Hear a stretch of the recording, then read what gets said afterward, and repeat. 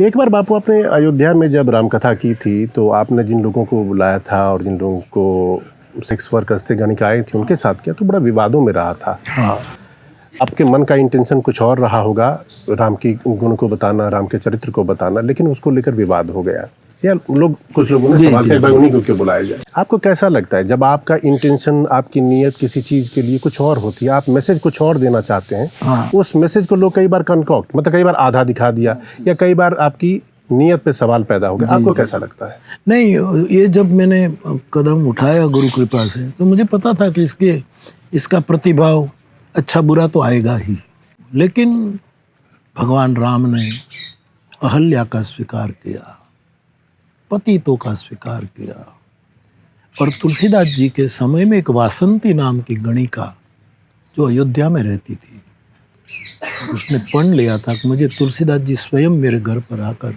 श्री रामचंद्र कृपालु भजमन हरण भव गाए और उसके बाद मेरी प्राण। तुलसी ने ये किया और तुलसी का सदग्रंथ लेकर मैं घूम रहा हूँ, उसके कदमों पे और चल रहा हूँ।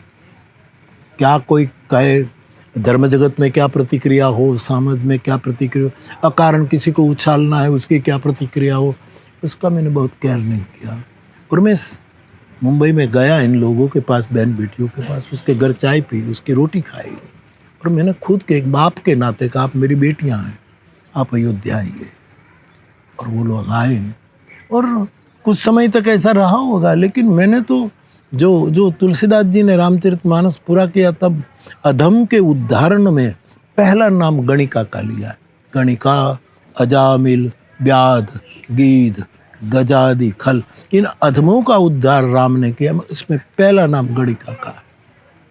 तो मैंने तो शास्त्र के अनुकूल और जो होना चाहिए वो किया। बाबू मैं इस पर पूछूंगा, आपने गणिका का इस तरह से बताया कि आपने किस नीयत से उनको बुलाया था, इसी तरह आपके मुंह से मैं जब आपकी राम कथाएं सुनता हूं तो उसमें कई बार अल्लाह का नाम आ जाता है, आपकी नीयत अलग रहती है, ईश्वर अल्लाह एक है, ठीक है। लेकिन बाबू संस्कृत का एक श्लोक है कि सत्यम ब्रूयात प्रियम ब्रूयात न ब्रूयात सत्यम अप्रियम, अगर सत्य कड़वा हो तो मत बोल।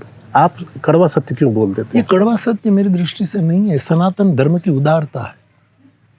लेकिन लोगों को तो कड़वा लग जाता है। उसको अब किसी को लगे तो मैं क्या करूं, और किसी का दिल को चोट आए वो भी मैं नहीं चाहता, मुझे क्या इससे लेना।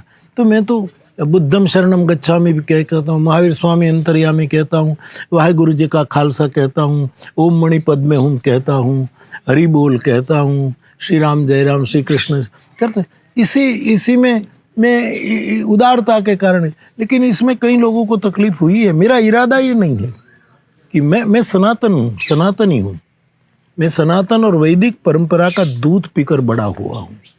तो इसमें तो हमने कह भी दिया था किसी को कष्ट हुआ तो हम क्षमा प्रार्थी है, इसमें कौन सी बात है।